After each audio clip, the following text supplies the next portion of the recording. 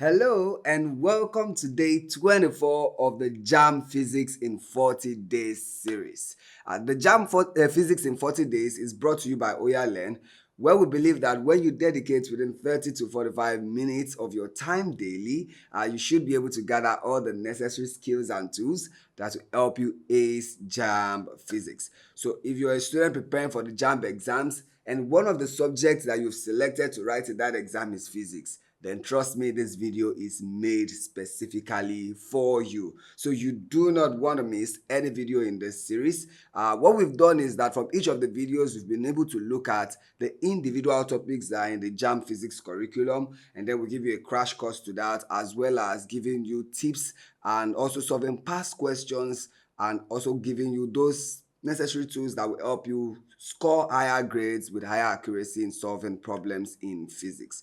So do check out the videos from day one. You do not want to miss any of those videos. And please don't forget to subscribe to the channel. It's really important to us that you subscribe because that is your way of helping us to be able to make more helpful videos like this. So please subscribe and also share the video so that we can reach a wide audience that actually need this video. So please don't stop sharing. And also you can try out yourself by playing with the Exam Fun app. It's a really interesting app, educational game app, where it's created in such a way that it's like a game session where you solve questions at different levels and endpoints, and it covers a wide number of topics. So whether the subject is math, physics, chemistry, no matter what you're doing, we have it there on the app. So please download the app today by clicking the link in the description box of this video. That will lead you to either the Google Play Store or the Apple Store, depending on your device, and then you can go on to download the app. Trust me, you're going to enjoy it. It's really enjoyable. And let's just get to the what is expected in this video. So what we are looking at in day 24 is reflection of light at plane and curved surfaces. Now, what is in the Jamb curriculum for this topic is that for every candidate to expect to go through laws of reflection, applications of reflection of light, formation of images by plane, concave and convex mirrors, including the ray diagram, and also you should be able to know the use of mirror formula and then linear magnification. Now let's look at what is expected in each of these, giving you a crash course as we go. So for laws of reflection, as a candidate, you should understand that there are two laws of reflection. The first one states that the incident ray, the normal, and the reflected ray at the point of incidence all lie on the same plane. So that is, we are looking at just one plane. We don't look at what happens inside the mirror, but on the other side of the mirror. They all lie on that plane. So if this be a mirror with this side being the coated part, if the reflected ray comes in like this, and then we draw a normal at 90 degrees. So this will be incident ray. The reflected ray is also going to be on the same plane, not on this other side. That's just what that law states. And then the second part of the law states that the angle of incidence equals the angle of reflection. So if this be the angle of incidence and this be the angle of reflection, these two angles are equal. That's just what that law states.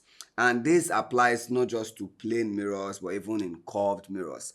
The difference is that because this is a plane surface, it's easy to measure the angles and see the reflection actually occur. But when you're working with curved mirrors, you also have to take into consideration the curved angles of such mirrors.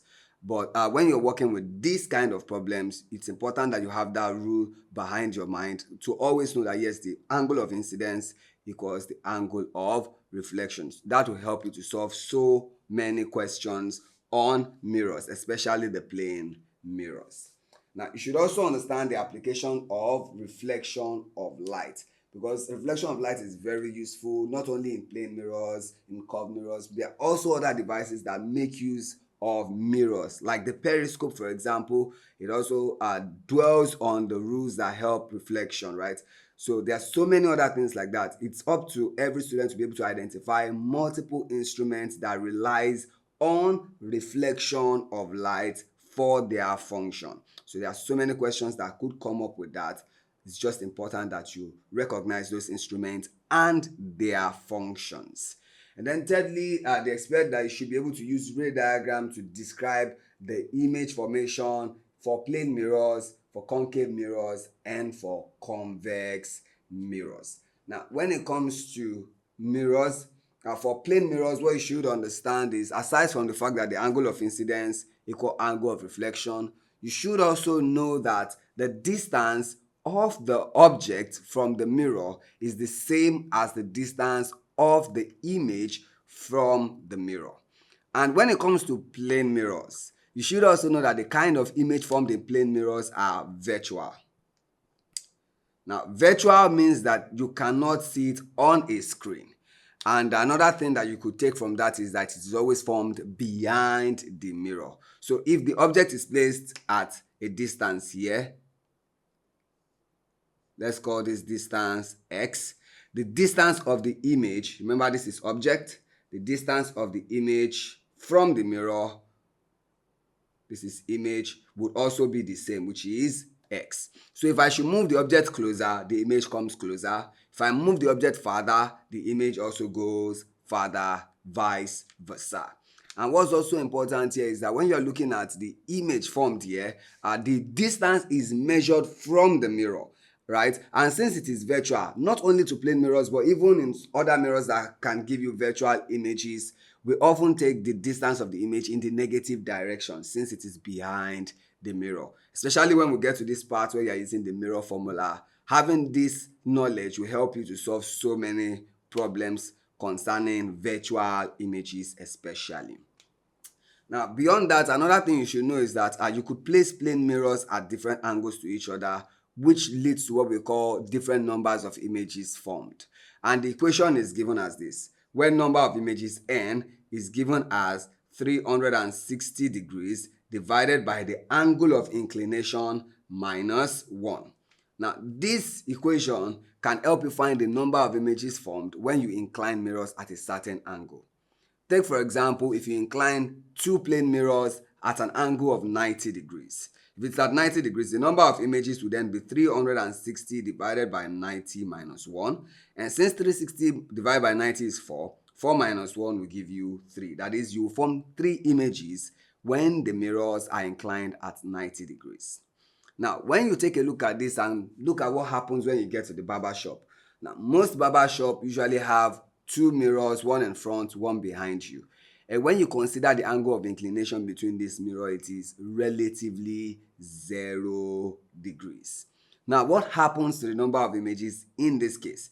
You will see that you have n equals 360 degrees divided by 0 minus 1. And you see what you have here gives you an infinite number of solutions. So this is why the number of images formed when the mirrors are parallel to each other is infinite. That is why in the barber shop, when you try to look at how many of your images you can see in the mirror, you see that you see the face, the back, the face, the back continuously till infinity. So there's no number that can quantize the amount of images you will find when you put 2 mirrors parallel to each other. That's what that explains. And you should also be able to work with this and use it to solve quite a number of problems. And beyond that, the same thing applies when you're working with concave mirrors and convex mirrors. You should be able to draw ray diagrams that shows the position, the type of image formed, including whether it is virtual or real, as the case may be.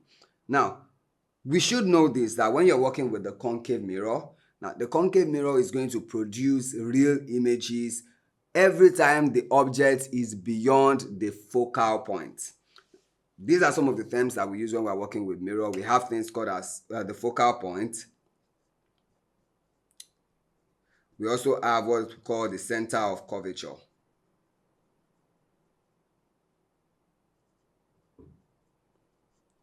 Center of curvature, which is twice the focal length. The focal length is the distance between the focal point and the pole of the mirror. So that is, if this were a curved mirror, concave mirror, this is what we call a concave mirror. And let's just draw this line to the pole of the mirror. This point here is called the pole of the mirror. Now, where all the light that hit the mirror converge at is called the focal point. That is, if a light is beamed at the mirror at this point and it converges at this point here, and then I do the same thing to a light here and it converges at this point. Now the arrow shows the direction of the ray. Okay, so this point where all the light converges at, which is why this particular mirror is actually called a converging mirror. So aside from the name concave, it is called a converging mirror because every light that you beam at it is going to converge at a point known as the focal point, F. And the distance between this point and the pole is what we call the focal length. So when you go twice that distance, you get to a point known as the center of curvature. Okay, it is also known as the radius of curvature of a curved mirror because this is actually cut out from a circle, right? From a sphere. So when you cut something out from a sphere, it should have a radius. So that radius is what we call the center of curvature. All of this goes a long way to help us solve number of problems. But what you should know is that when you place an image from this point all the way back here, you're always going to get a real image, and the image is always going to be inverted. And from here to this point is going to be magnified because at C, you're going to form an image that is the same height as the object. When you go beyond C to the back like this, you're going to form a diminished image. So get this. If I'm coming from this now, if object is here, it's going to be diminished, it's going to be inverted, it's going to be real. When I get to C, it's going to be real, also still remain inverted, but the same size as object. But as I approach F, I'm still going to get real, I'm still going to get inverted, but this time it is going to be magnified. But by the time you get to F, what you are going to get is that it is going to be real, of course, it's going to be inverted, and it's going to be magnified. The only difference here is that the position of the object is at infinity. Because what you're going to get is a beam of light that is parallel to each other such that they are only going to meet at infinity. So that's the only thing about F. But when you go from F to the pole, you are still going to get a magnified image, but this time it's going to be erect and it's going to be virtual. That is, it's going to be formed behind the mirror. That's the important thing about this part. And then when you get to the convex mirror, the convex mirror, no matter the position of the object, is always going to give you a diminished image, is always going to give you a virtual and erect image. So that's the difference between converging and diverging mirrors, right? But when it gets to lenses, by the time we talk about lenses, you then see a different case in that scenario. For lenses, what you have for converging lens is what you'll be having. What we call converging mirror is the inverse in the case of the lenses. So like the convex lens is what converges, while the concave lens is the diverging one now. So it's reverse of each other. It's a little bit but once we look at it, you would get a good hang at it. So but limiting this to mirror, do not forget, for concave mirror, we have real images, we have inverted, and then they are magnified when it is between C and F. But when you get here, it's diminished. Then as you approach from F downwards here, you get magnified but virtual. Now, you should also be able to use that to apply to the mirror formula. And don't forget that when the kind of image you are forming is going to be virtual, that means that the value of your V is going to take a negative number because the distance of the image is measured from the mirror. And if it is behind the mirror, then definitely you are going to be getting what is known as a virtual image, a negative number of distance of image. So you have to put that in mind when you are solving problems, because it's not every time it's going to be stated in the question. You just be told that an object is placed at a distance.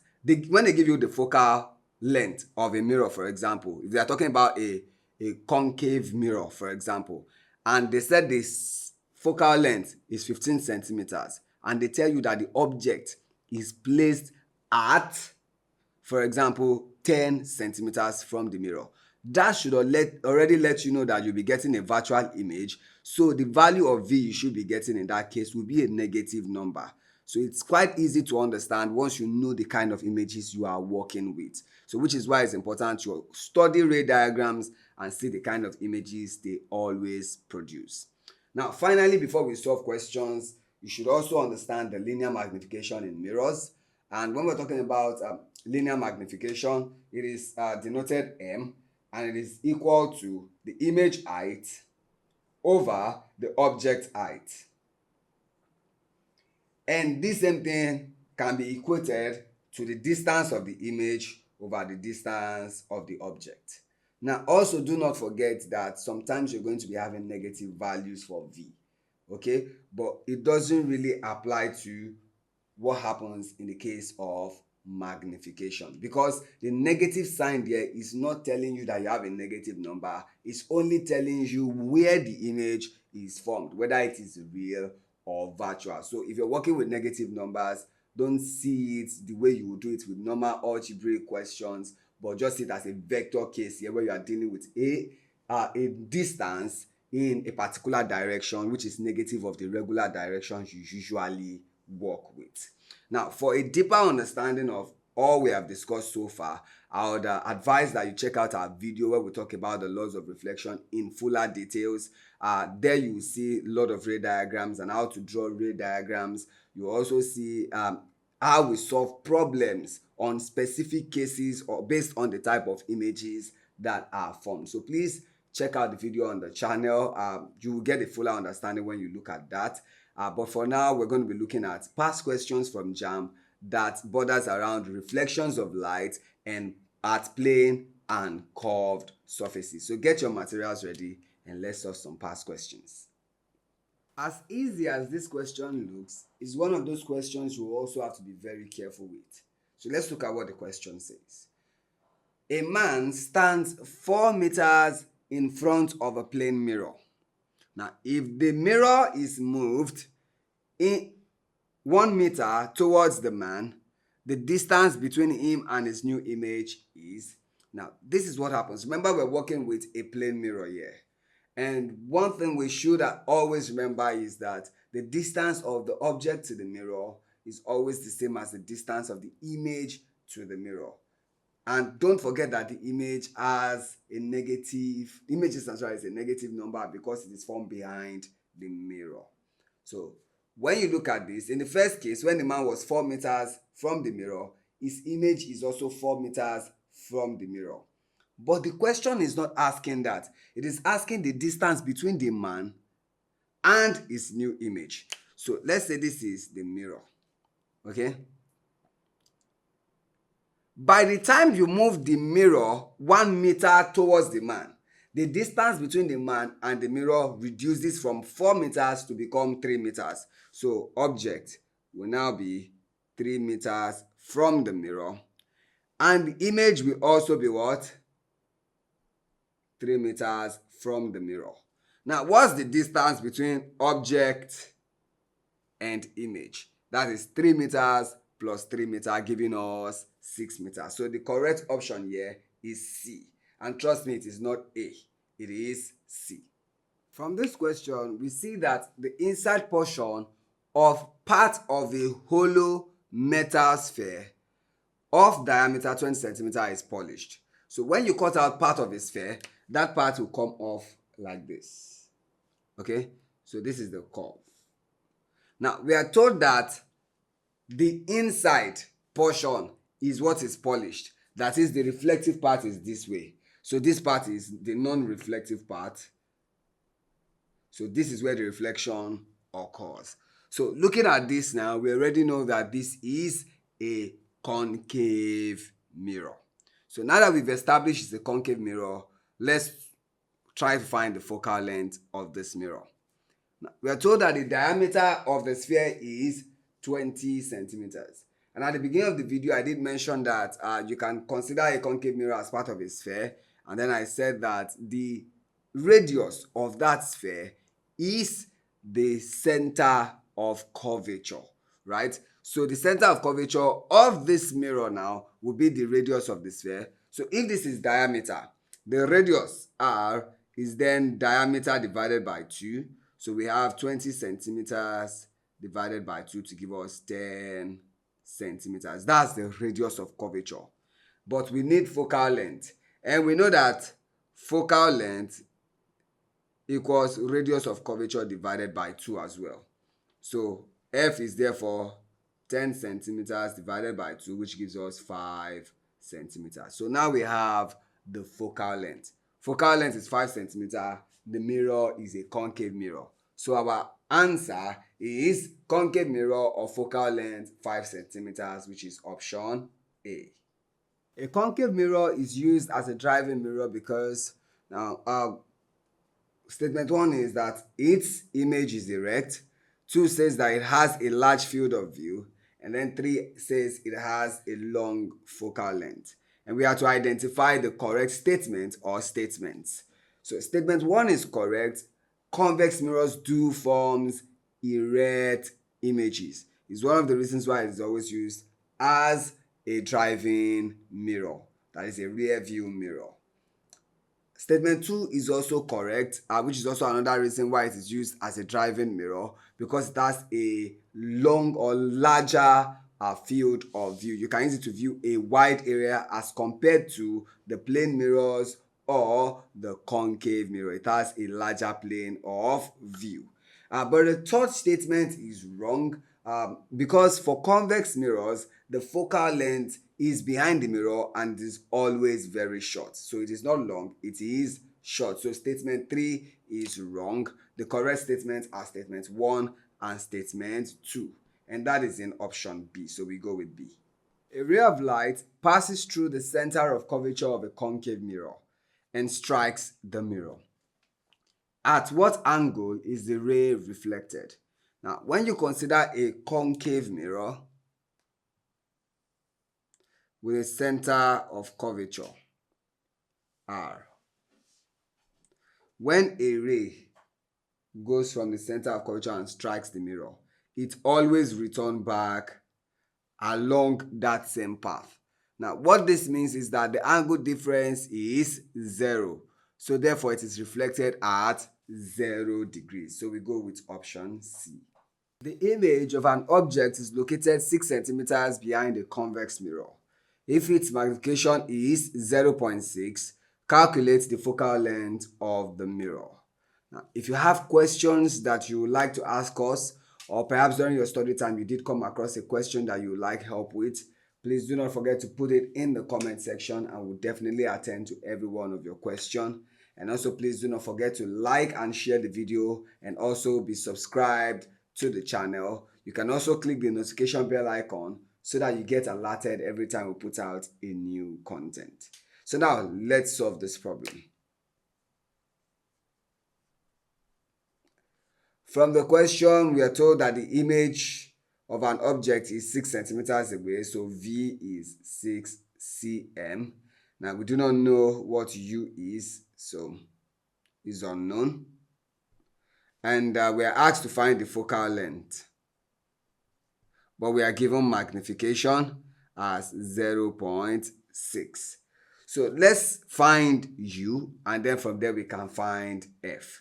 So to start with, M equals V over U. And what this implies is that U equals V over M. So let's find U. V is 6 centimeters divided by U. Divided by M, magnification is 0.6. So we can work with this. That means that the object distance is 6 divided by 0.6. Now we can take this to mean 60 divided by 6, and that will give us 10. So 10 centimeters being the object distance. Now using this, we can then go on to find F, because 1 over F equals 1 over U plus 1 over V. So 1 over F therefore becomes 1 over U, which is 10, plus 1 over V, which is 6. And of course, we can solve this and say F equals 10 times 6 divided by 10 plus 6. And from here, we have 60 divided by 16. And this is going to give us 3.75 centimeters. So the focal length of this mirror is 3.75 centimeters, which is option A. An object is placed 20 centimeters from a concave mirror of focal length 10 centimeters. The linear magnification of the image produced is. Now, this is a very simple question that you can even solve without calculation, because in this case, we see a concave mirror that has a focal length of 10 centimeters. So if an object is placed at 20 centimeters, which is twice of the focal length, it means the object is placed at the center of curvature. And when working with a concave mirror and you place the object at the center of curvature, some of the things the characteristics of the image formed is that the image is inverted, of course, the image is real, but most importantly, especially with this question rather, is that the image has the same height as the object. So if image height equals object height, then linear magnification is 1. However, let's use the analytical method to solve for this. So 1 over f equals 1 over u plus 1 over v. This way, we are going to get the distance of the image. So working with this, we can then say 1 over 10 equals 1 over 20 plus 1 over v. What this implies is that 1 over v equals 1 over 10 minus 1 over 20. So 1 over v therefore becomes, now when you take LCM, that is 20. That will give you 2 minus 1. So now we have 1 over 20. Therefore, v equals 20 centimeters.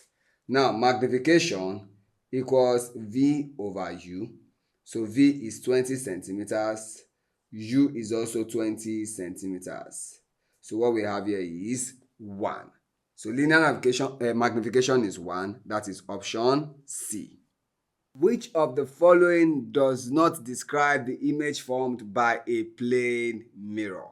Now, when you consider a plane mirror, there are some characteristics that the image formed in plane mirror gives us.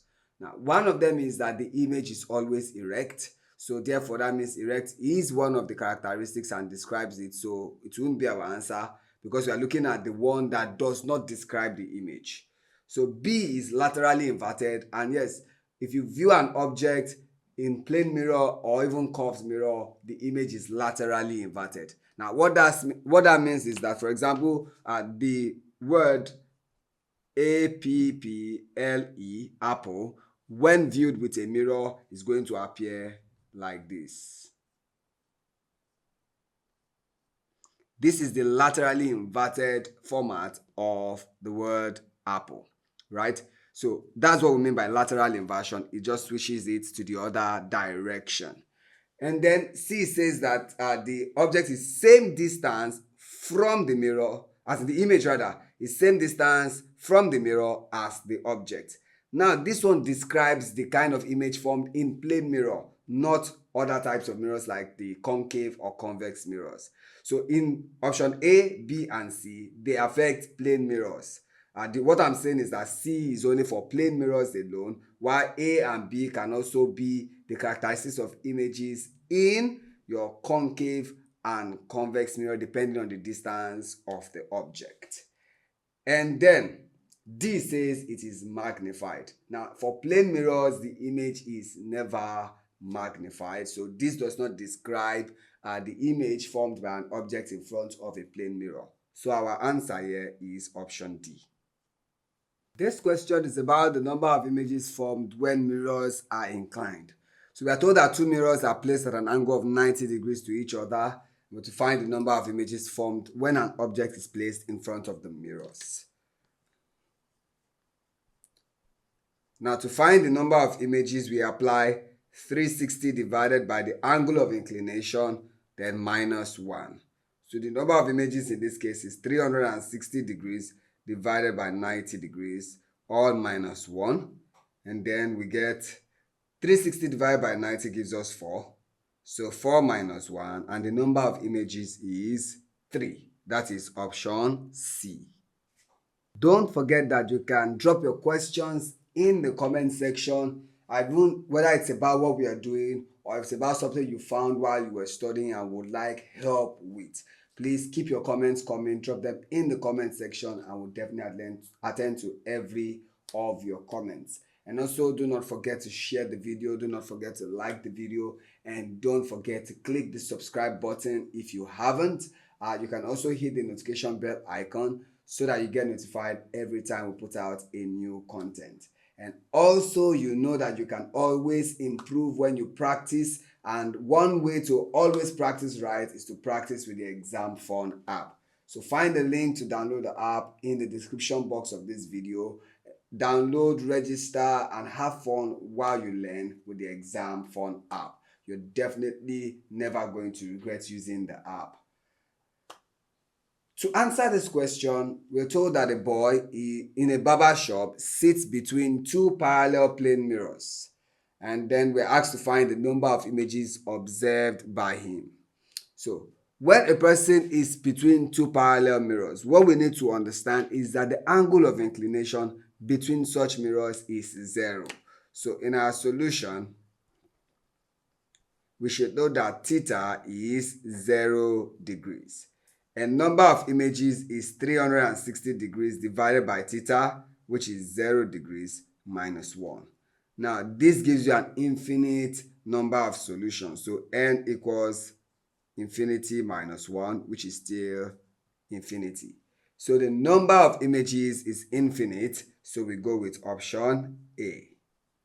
This question says, Mr. F. Abioye observed his image through a plane mirror, kept a distance away from him at 4.7 meters.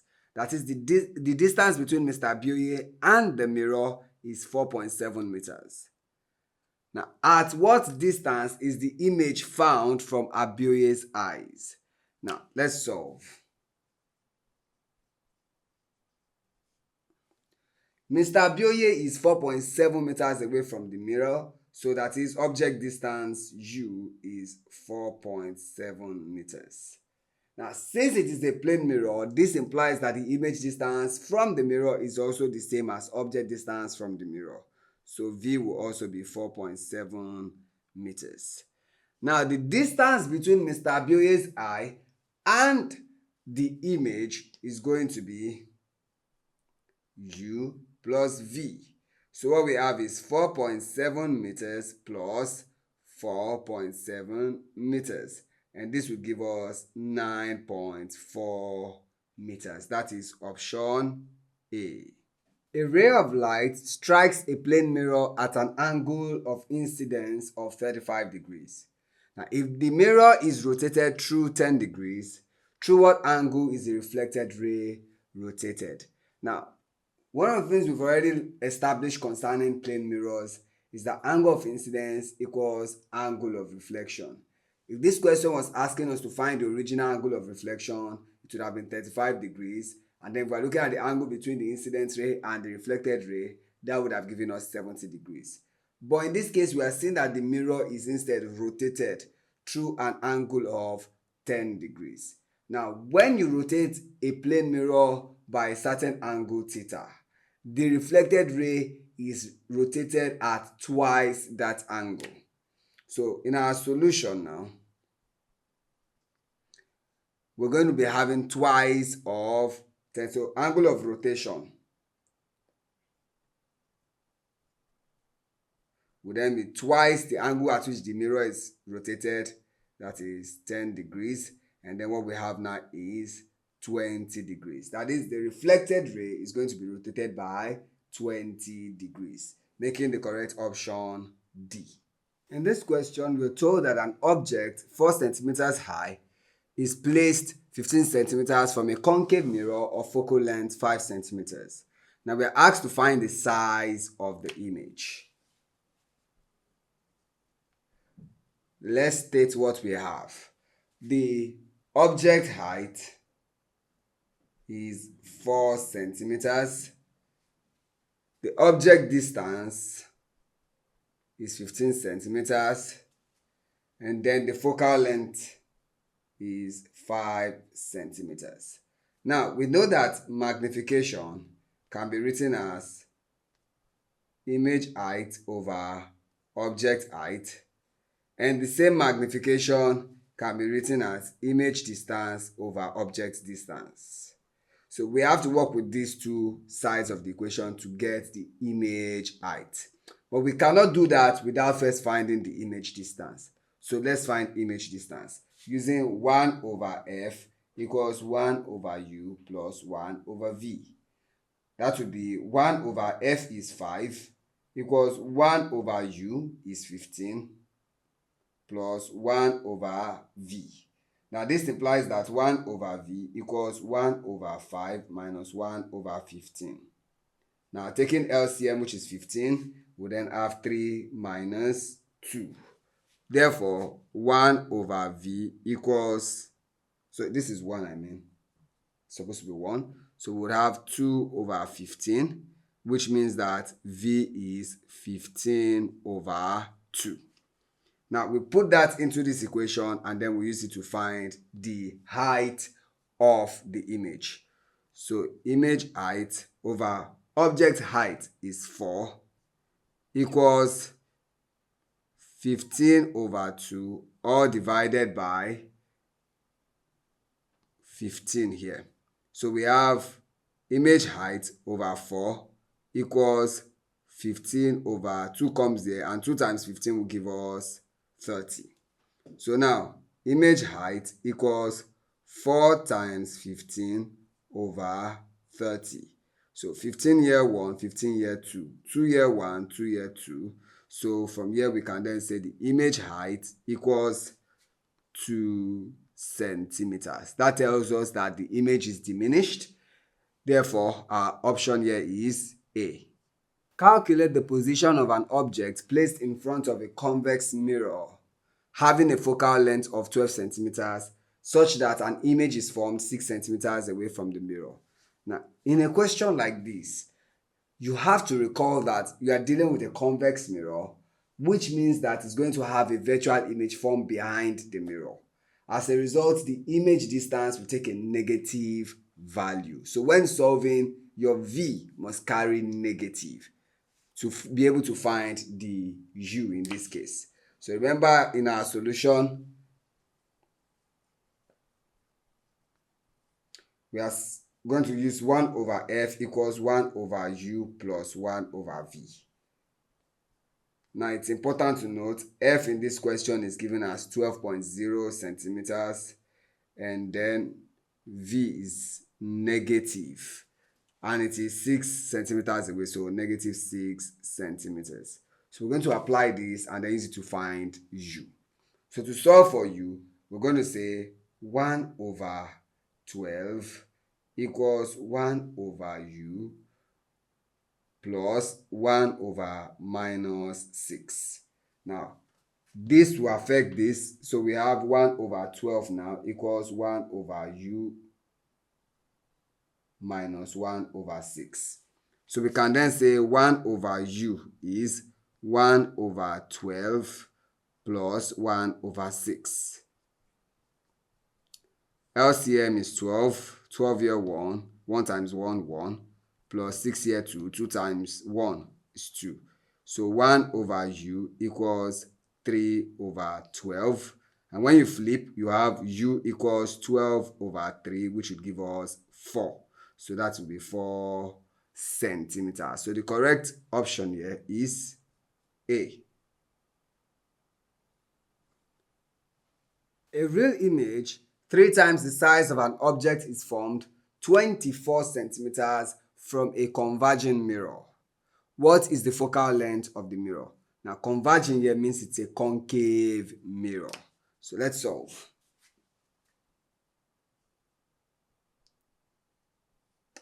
What we have here is that magnification is 3.